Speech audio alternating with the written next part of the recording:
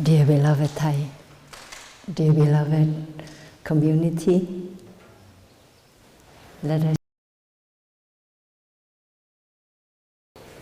I befriend my in-breath, breathing out, I smile to my out-breath. Hello in-breath, hello out-breath. I know you are there and I'm very happy.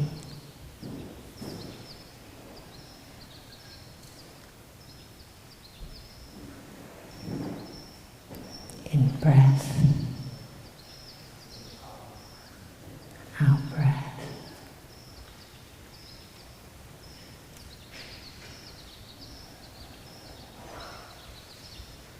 See if you can follow your in-breath from the beginning to the end, like a bird watcher, watching the bird flying in the sky. Whichever direction the bird is flying, you just notice it as it is. Fast or slow, high or low, you just notice it as it is. Follow the in-breath as it is, and follow the out-breath as it is.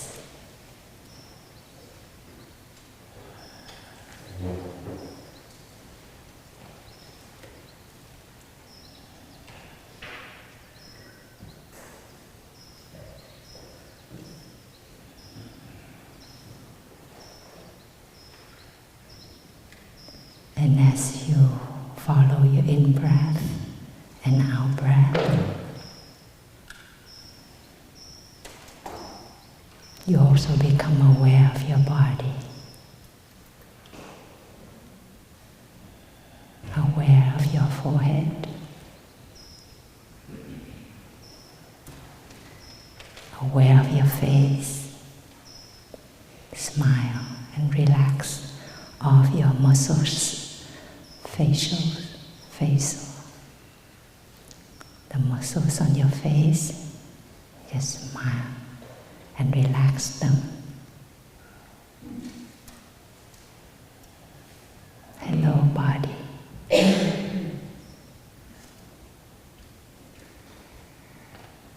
I'm grateful for you.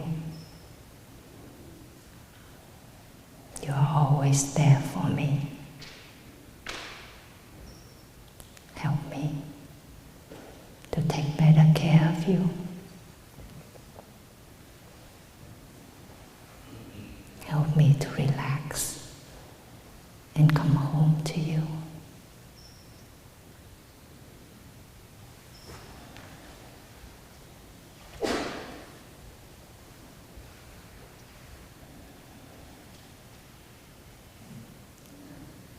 Continue to follow your in-breath and your out-breath. Continue to be aware of each part of your body and to smile and relax your body.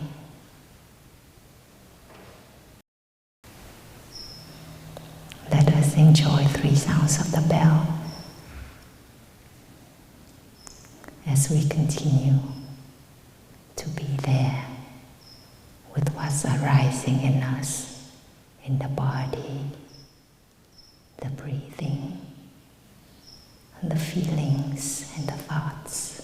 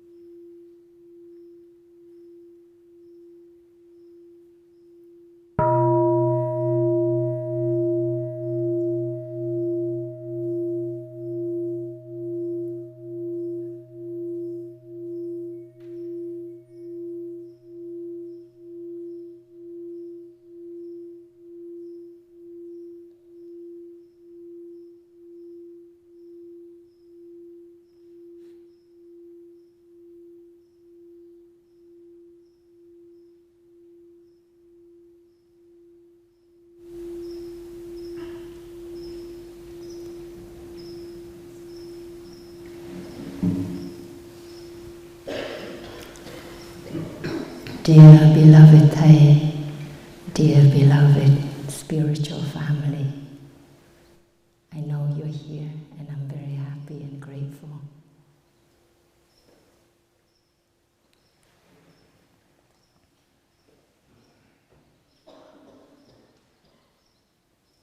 Today I'd like to share with you about the practice of peace, the art of peace.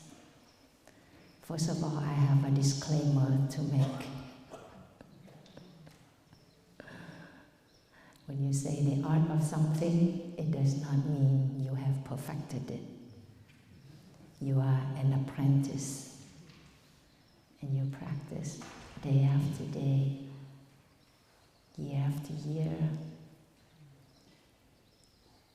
Like a rider would spend 4 to 8 hours a day riding from this stream of consciousness. A weightlifter would spend at least 2 to 4 hours a day to do weightlifting. So in any profession, any hobbies, any interest, we have to invest a lot of time and effort. Once I went to a very wonderful holistic doctor, and he said to me, "Sister D, you have suppressed anger." Suppressed anger. I felt a bit surprised when he said that, especially that I've been a nun for over 20 years. So he gave me a few pellets to put under my tongue. And when I was leaving his office, he gave me this little bottle. And it's called Staphysagria. Staphysagria. And so every day, in the morning, sometime after breakfast, I would put 3 pellets under my tongue.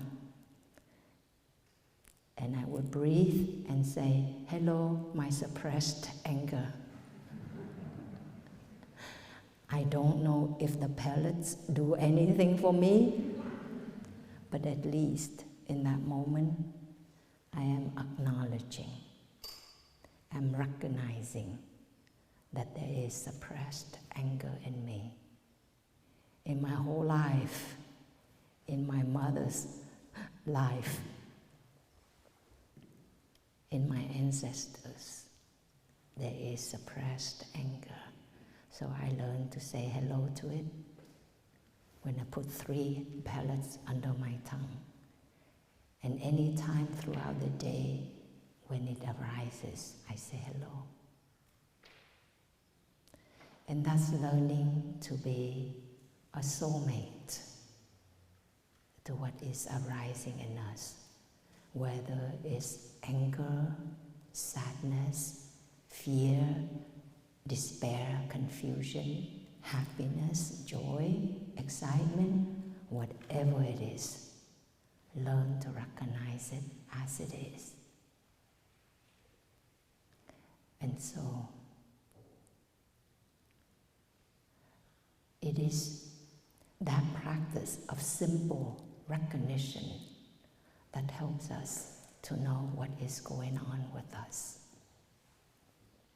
and to help take care of what's arising in our body, in our thoughts, in our feelings, in our family, in our world. We know that the war in Ukraine has been going on for more than 5 weeks now. And I'm sure many of us watch the news and we feel a lot. How can we have peace in ourselves when there's so much turbulence in the world? When there's so much turbulence in ourselves, in our families, in our community, everywhere, really. A young man came to me a week into the war in Ukraine. He's a wonderful young practitioner. And he said to me, Sister D, I feel the pressure to go back to Ukraine and fight alongside with my cousins. They are there fighting right now. I'm not a very competitive person. I don't like violence. But given the state of my country,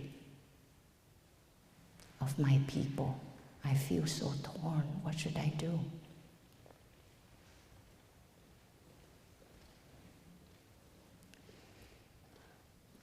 And when I watched the news and I saw the many young Ukrainians all over the world going back to Ukraine to fight, even there are people who are not Ukrainians, they go to Ukraine to fight. I feel a deep admiration and gratitude for their courage. But when this young man asked me that question, I told him, when Thay was about your age, 19, 20, and in his early 20s, Thay had to face the same dilemma. The French war was going on in Vietnam. Thay was a young novice. Many of his friends from his Buddhist institute, they enlisted and they got killed in the war. And Thay was asking himself whether he should join this fighting force to defend for his country, or should he remain a monk? He didn't feel that the war is violence, hatred, and destruction fit him, so he couldn't choose that. But he also felt dissatisfied with the Buddhism that he was being taught, because he felt that it was confined in the monastery.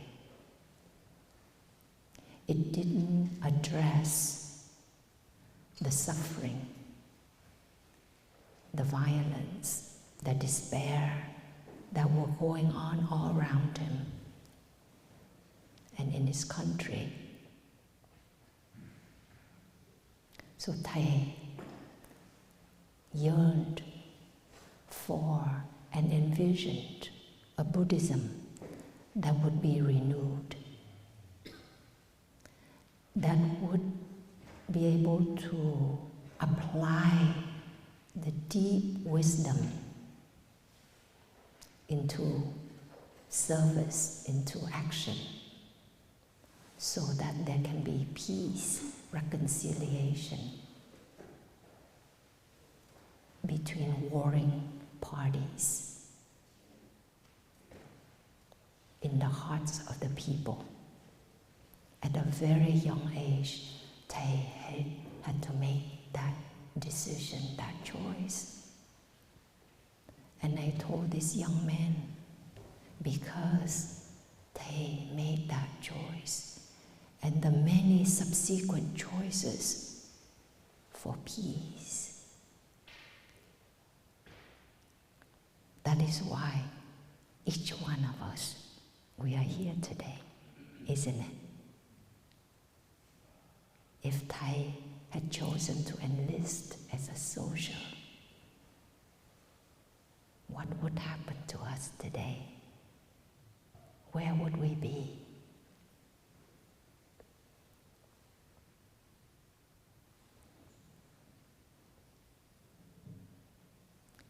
also told the young man, you know, the war may go on for a month, a year, 10 years. We don't know. The Vietnamese, the war in Vietnam went on for 20 years.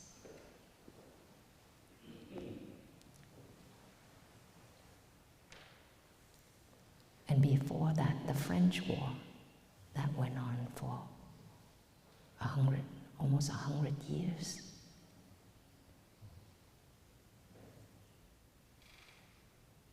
But you know, even though the Vietnam War was over 40-something years ago,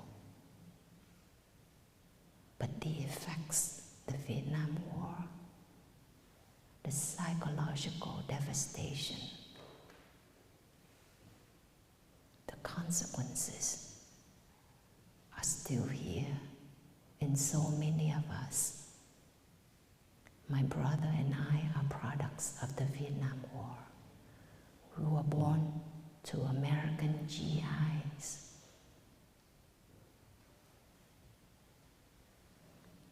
And so in that way,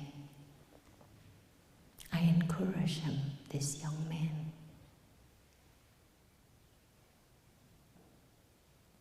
to continue with his practice, just like Thay continued with his spiritual life. He invested, he explored, he discovered, he renewed. He did everything he could to find a way out for himself, for his people, and for the world. So that we can help address the immediate, imminent problems, but also the consequences, long-term, long-lasting. We can help that generation and there's so many young people who suffer, who are suffering right now in Ukraine, in Afghanistan,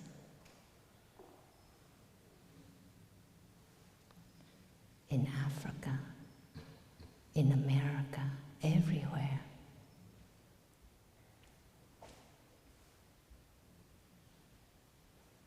With that kind of deep yearning and vision in Thay,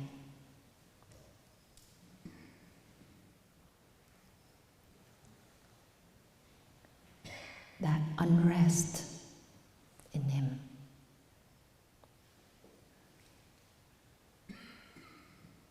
he actually left his root temple and his teacher very early, before he was fully ordained.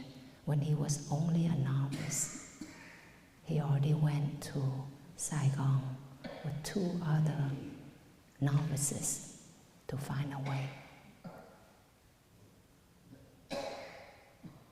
to look for teachers, friends, for new ideas.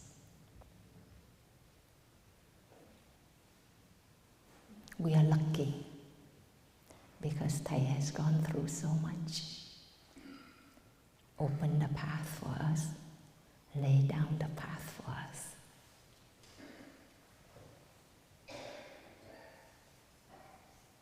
We already have each other.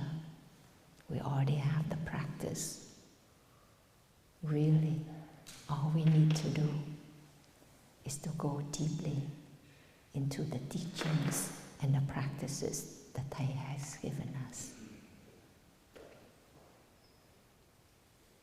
Let us take a moment to come back to our breathing, to touch that deep gratitude for Thay, for the many people who made a choice for peace so that we can be here today.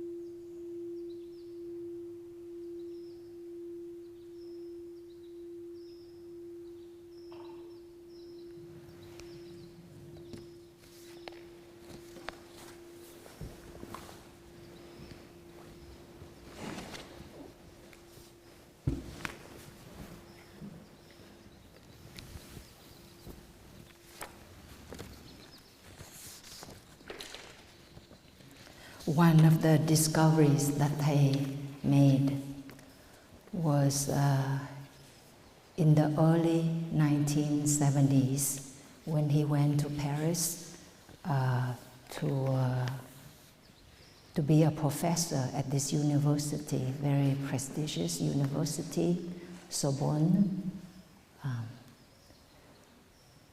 And he had access to the National Library there in Paris. And so he discovered many valuable Buddhist textbooks and documents. And he found out about this Zen master that actually in Vietnam, until this day, many people, many monastics don't even know that he was actually the first Zen master in Vietnam in the 3rd century.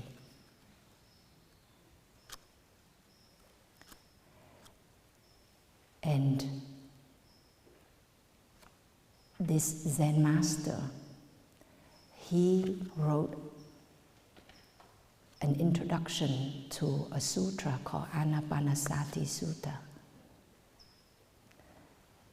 And Thay read that, and Thay was so amazed by it.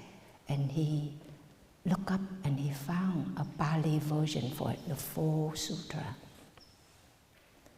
And now it's called the Discourse on the Full Awareness of Breathing.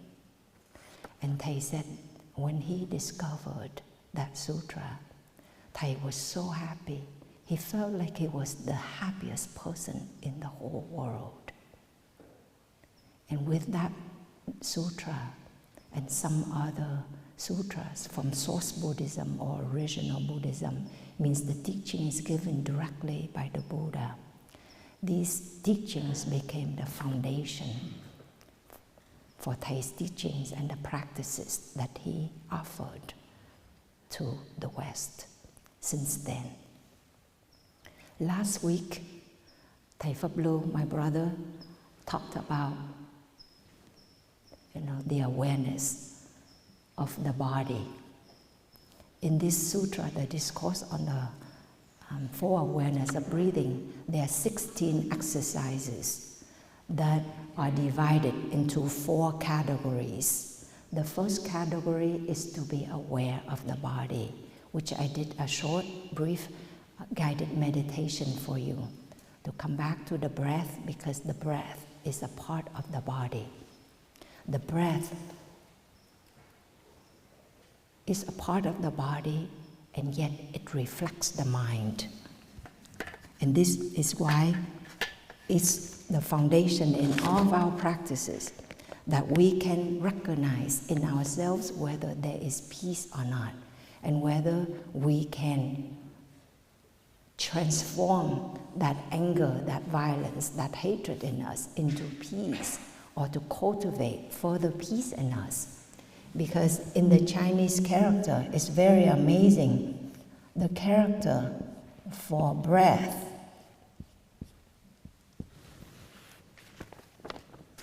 we call this tuk. That's breath. Okay? And this part means tự, means from or itself. And this lowercase, that's tâm, means heart or mind. So the breath is from the mind, the heart. The breath is the heart, the mind itself. So when you are angry, you may not be able to see your anger. But if you look at your breathing, can you see your anger? The pattern of your breathing will reflect your anger. You breathe rapidly, you breathe loudly. Your whole body tenses up. So if you are aware of your breathing, you are aware of your body, you will know that there is anger, there is sadness, there is jealousy, there is despair. It's incredibly practical and scientific in that way. So we learn to be aware of our own body, of our own breathing, so that we have access to the mind. And by following the breath, the mind has an anchor. It's not free to generate more discriminative thoughts, more thoughts of violence, of anger, of despair. The thoughts can calm down, the feelings can calm down. So by being aware of the body, you become aware of the mind. And as you calm the body, the breathing, the mind is also being calmed, soothed. So we see like that. And for me, my discovery was a Chinese character. It's also in Vietnamese, the word soulmate. The soulmate is tri kỷ. Tri kỷ. Tri means to remember, to know, to take care of, to master. Kỷ means oneself. That was so revelatory to me. That was a great moment of happiness for me when I discovered that a soulmate is not somebody out there who loves me unconditionally, who knows me and accepts me, all for what I am. But that soulmate is myself, who remembers, who knows, who can take care of her own body, her own breathing, who can be aware of her own feelings and thoughts, mental states, can calm the mind. That is a soulmate. And recently I received this drawing, comic drawing from a young woman, because I usually say, encourage young people to be your own soulmate. So she drew this for me. Can you see it? It's a drawing of a snake hugging itself, wrapping its own body with its own tail and body. Isn't it great? And it said, be your own soulmate. Yes, we learn to be a soulmate to ourselves. To our own Buddha nature and also to our own snake nature, right? For the better or for the worse, we learn to know, to remember, to take care of what's arising in the body, in the breathing, in the feelings. The feelings. When Thay was in Princeton in 1961, he was invited to go there to study, to do research on comparative religion and to teach there as well. And Thay said that was the very first time he experienced an autumn, because in Vietnam we don't have the autumn like here in the East Coast. When it's with the changing season, the first time Thay experienced the autumn. The first time he experienced snow. And then it changed into the spring with all its brilliance and beauties. Thay was so amazed by it. And he touched a deep teaching given by the Buddha called Drista Dharma Sukha Vihara, dwelling happily in the present moment. Dwelling happily in the present moment. He felt this deep peace and calm and happiness. Even though the war in Vietnam was still going on, his students were being killed and kidnapped and killed. And so his people were displaced. But in those moments, he touched deeply the beauty of nature, the wonders of the present moment. And that also became a direction for Thay, to learn to live deeply the present moment. Because that is what we have. That is what we can affect. Change can only take place in the present moment. Thay also discovered that when we learn to become mindful, to know what's going on in our body, in our feelings, in our thoughts, in our perceptions, we will know whether we are going in the direction of peace or of war. Internally, are we waging war with ourselves? Are we waging war with those around us? Our daily life can reflect whether we are going in the direction of war or peace. And it is also mindfulness that will help us to recognize that fact, that truth, and to help us to change the direction when it's needed. If we see that we are going in the direction of war, we can change that direction with our thoughts, with our speech, and with our bodily actions. The individual practice can affect the collective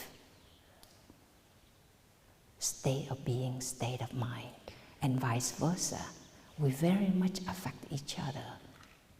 And that was why, after so many years, that Thay went to organized demonstrations, attended demonstrations. After many years, that Thay called for press conference, attended press conferences. In the end, Thay realized that the seed of war is inside of us, each one of us. If we don't address the seeds of war in us, then war will always take place. If not this place, it will be another place. If not this time, it will be another time. It will never end. And it's true because the Buddha achieved enlightenment 2,600 years ago. And yet, war continues everywhere. Any dynasties and centuries, we always have war. It's because as human beings, we have not addressed our seeds of war. We have not invested in the cultivation of peace. we look at the soil. We have all these seeds in the ground. And one seed will give rise to this tree. Let's say this is a seed of war. If you give rise to that tree of war, the invasion, the shelling, the bombing, the killing, it will give rise to that. And this tree itself will produce seed, and the seeds will be planted into the ground to give rise to other trees.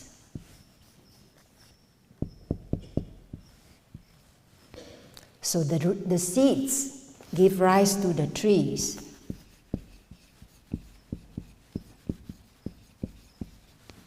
The trees will give rise to the seeds. And the seeds will give rise to other seeds. And the trees will give rise to other trees. A seed of discrimination will water other seeds of hatred, of resentment, of violence, right? And the manifestation of anger, of hatred, will breed more violence and anger and hatred, fear, defensiveness. So we see that it goes full circle. It keeps going like that. It keeps going on. Then if we were to only address the war as it happens, then we are only addressing the tips, the branches of a tree.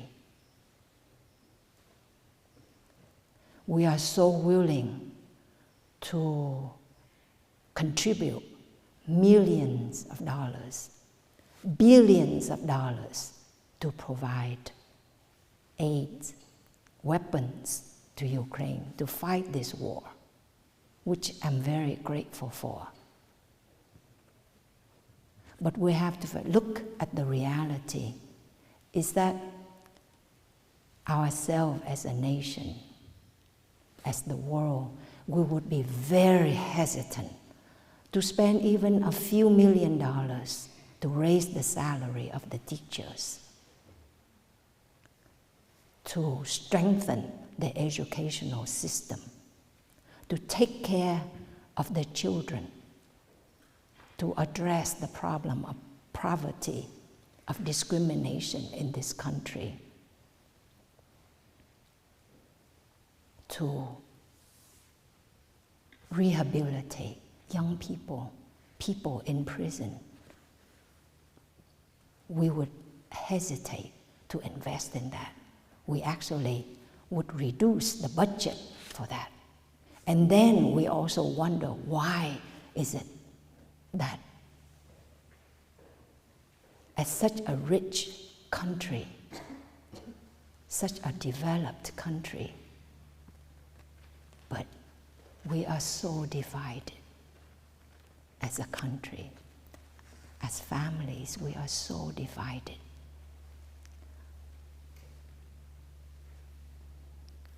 We are so much in despair. We have so much fear and anger towards each other. It's because we continually water these seeds.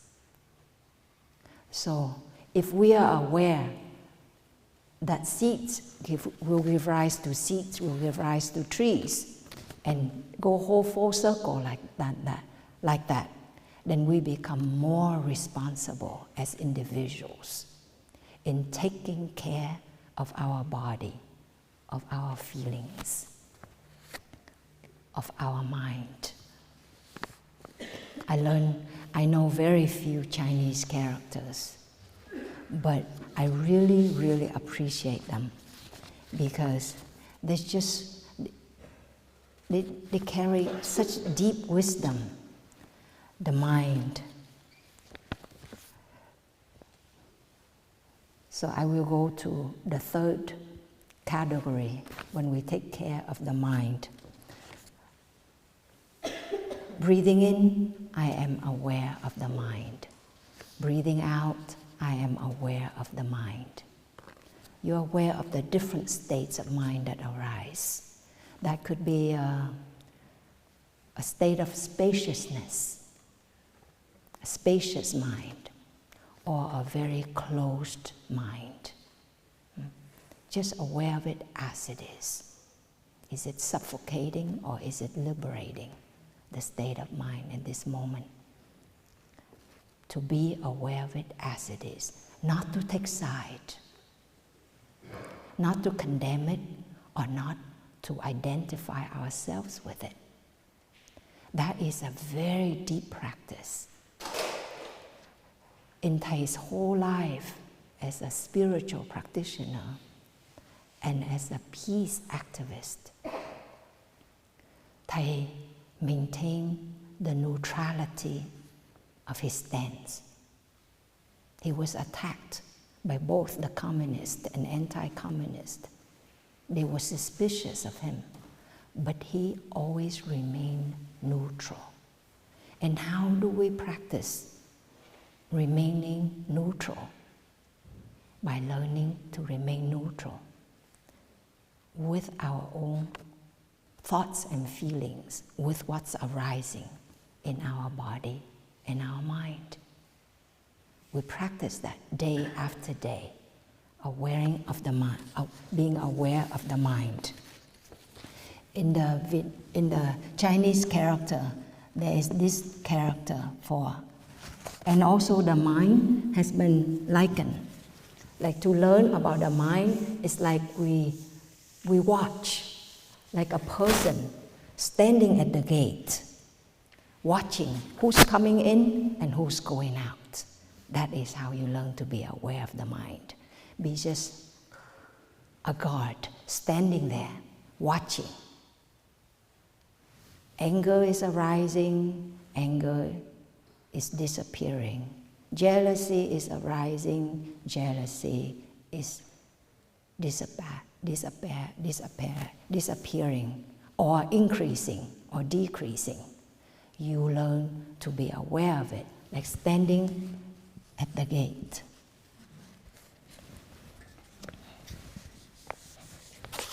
This is the character for the door.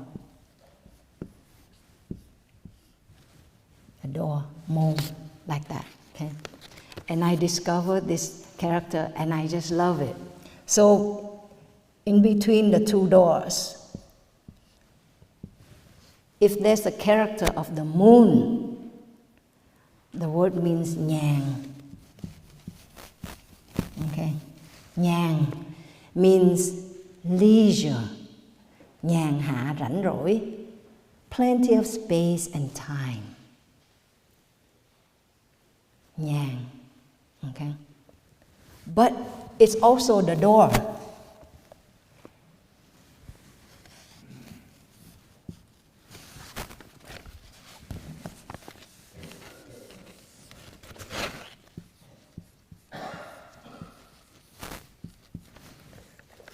But guess what? When you put a market in front of it, you have the word now means chaos, loud, noisy, loud, chaotic.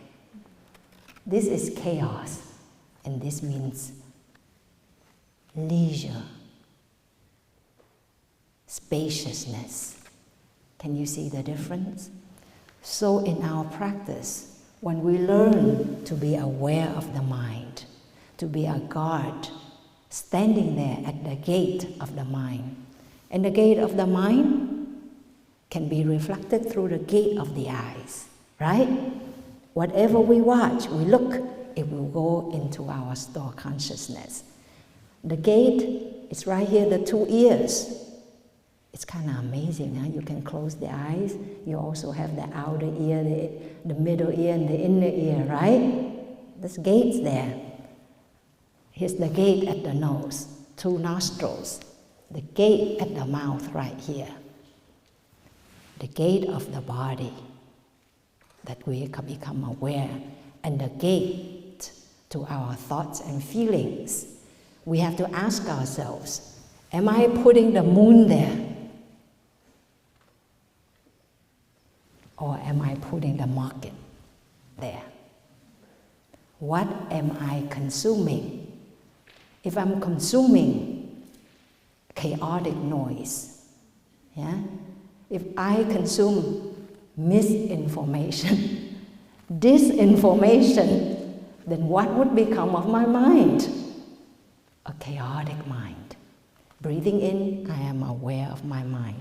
Breathing out, I am aware of my mind. Breathing in, I give rise to happiness in my mind. Breathing out, I give rise to happiness. I give rise to the moon, spaciousness, calm, peace, love. I expose my mind to those thoughts, to those attitudes, those feelings, so that there can be peace. So it's really in the practice that we have a choice what we are consuming, what we are putting ourselves up to. And thus, the seeds are strengthened and the trees manifest and grow, right? So we ask ourselves that question. And of course, if we ask ourselves, or anybody, would you prefer peace? Would you prefer happiness? Everybody will say, of course, silly you. Why would you ask me that? Of course I want peace. Of course I want happiness. But I beg to differ. When you look at this, you ask yourself, what am I putting through the gates of my eyes, my nose, my ears, my mouth, my body, and my thoughts and feelings? You will see that most of us put the market. We choose chaos. We choose misery. You know, they did a research on people who have a likelihood of spreading disinformation. I read up on this. It's very interesting. It's not that people who call themselves as conservatives or liberals that are more likely to spread information. You have to be a specific type. They call low conscientiousness conservatives. Those are the type of people who tend to spread information, even if they know that that information is incorrect. And as they research more into these people, ask them more questions, they have a tendency, a desire for chaos. They like to stir things up. And so when you hear a news, and you know that's gonna cause somebody, that's gonna jolt somebody, you want to push the send button to people so they get a jolt. Yeah? Look at ourselves. When we hear something, when we see something, do we give ourselves enough time and space to process it, to even ask, is that healthy for me? Do I really want to share that with my loved ones? Do I want to spread that to my community or in the world? And most of the time, sadly, we make very poor choices because an unhappy mind makes unhappy decisions. Someone who is sad, lonely, who's in despair, who's angry, who's full of hatred, will make decisions that reflect that anger, that despair, that hatred, that discrimination. And thus the seeds would manifest as the trees, and the trees will give more rise to seeds and give rise to more trees. And so only with awareness that we can make the true choice, whether we want peace or we want war. And we have to ask ourselves, are you sure you want peace? Are you sure you want healing? And if you think you're very sure, check again. That's what Thay taught. Are you sure? Check again. Because sadly enough, there are times when I check again in myself, I actually choose war. A sense of righteousness is so strong that you just want to prove you are right. And you want to cause the other person suffering because that person has wronged you and dared to make a fool out of you, or thinks they can fool you. And so you feel this sense of righteousness and you want to wage war. Let us enjoy a sound of the bell. Breathe and choose. And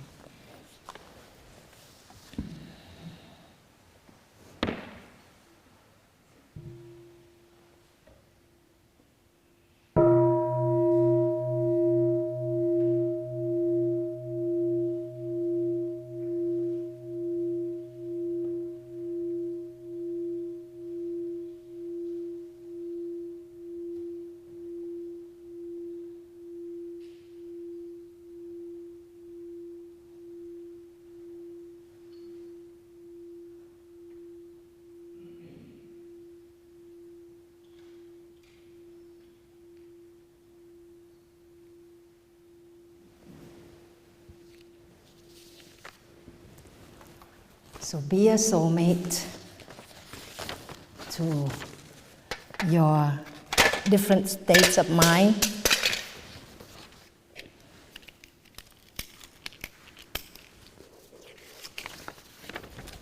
I'll put it up here for you. And smile and breathe when you see the snake nature is arising. Wrap your breath around that snake nature, that snake feelings. Breathe with it and relax it. And I have another wonderful character to share with you as we come to an end. The phenomena we learn to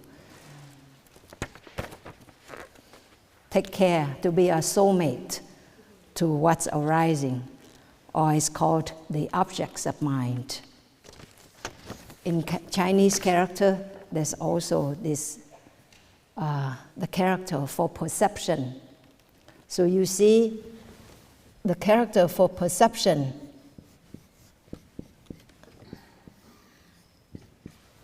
The uppercase right here, you see a tree. This is a tree. Okay? This is the eye. Tướng means the sign of something, the eye, looking at a tree. But the perception, it involves the mind in it. You see? So a tree, let's say there's a tree there. But it's the mind that will see the tree as beautiful or ugly. You look at the tree, oh, I remember when I was growing up, we have a tree like that in my house. How wonderful, right? So it's the state of mind, the experience from the past will affect us, how we look at it. Or you look at the tree, you think, oh, it'll be dead very soon, because that happened.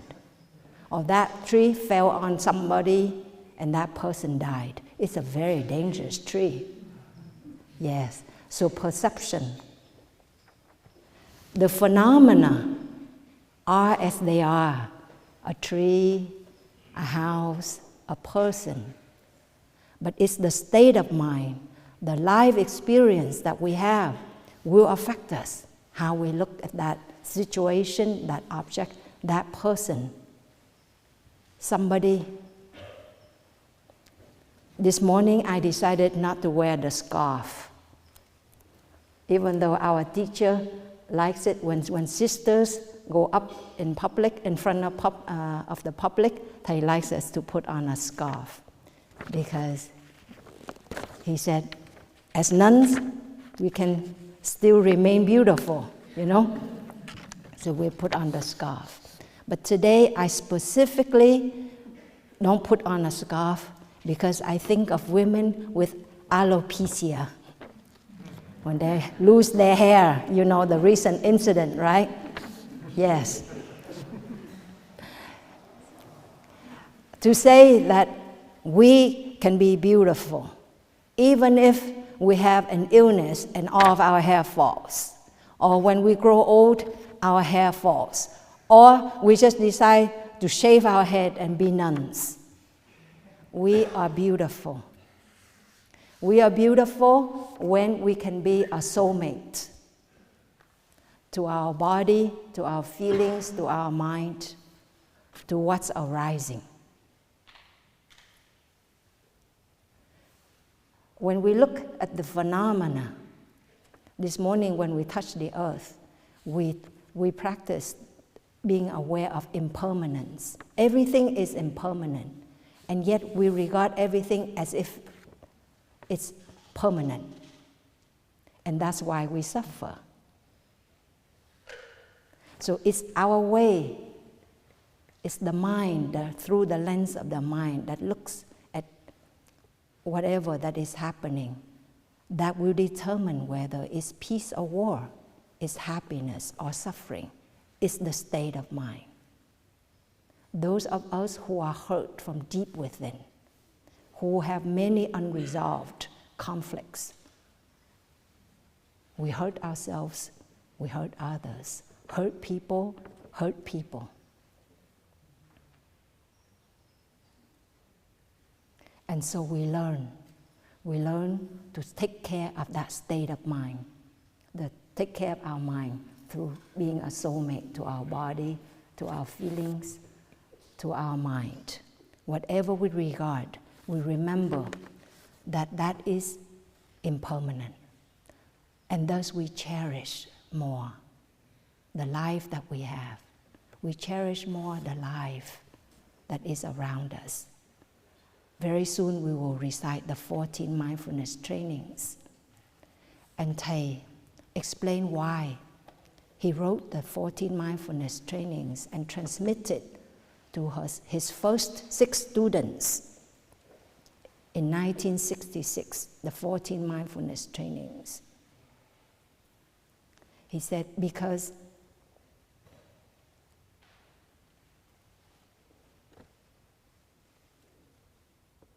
we have to see that life, a human's life, is much more important, more valuable than ideology. The war that went on in Vietnam was a war of ideology. The war that went on in Afghanistan for 20 years was a war of ideology. And the war that is going on in Ukraine right now is a war of ideology. And in the name of ideology, of views, of fanaticism and dogmatism, we sacrifice lives, our own lives and many, many lives, and cause long-lasting suffering. So the 14 Mindfulness Trainings were answers to this war of ideology, of dogmatism and fanaticism, to elevate a human's life and to protect lives above all. In this country, we value the freedom of thought and the freedom of speech, right? I appreciate that, especially when I learn how controlled it is in Russia. But at the same time, when we advocate for freedom of thought and freedom of speech, if we don't have other practices such as openness, non-attachment to views, taking care of anger, reverence for life, these are practices in the 14 Mindfulness Trainings. If we don't have that, then what would freedom of speech and freedom of thought bring us? It will bring chaos. It will bring insurrection, like January 6th. It brings war from within and all around. And so when each one of us makes the commitment to practice in our daily life, these 16 exercises of body, of feelings, of mind, of phenomena, that is the responsibility to take on. And from that responsibility, that commitment, we reap the freedom. Not so much a political freedom, but it's the freedom from deep within. And from that deep within, that freedom, that spaciousness, we can help others. We can help make decisions that have clarity, that have wisdom, that can nurture life, that can unite nations and peoples together. So my dear ones, I will stop here because we will have the recitation of the 14 Mindfulness Trainings. I hope that during the recitation you will have certain discoveries and that you will apply them in your daily life, whether you have taken them formally or not, to see how you can take care of your thought, speech, and bodily actions so that you actually choose peace and not war, and contribute that peace, that loving kindness and compassion and healing to the world. Thank you so much.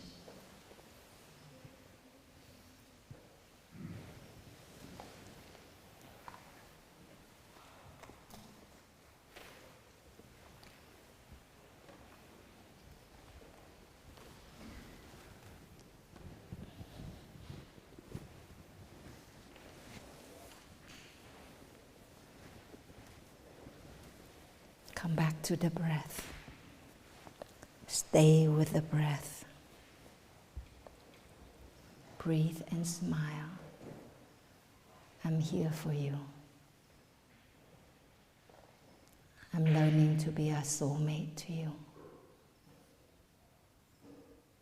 I love you so.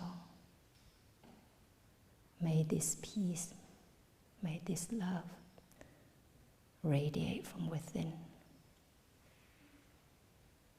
and help many people in the world to come home and make the choice for peace.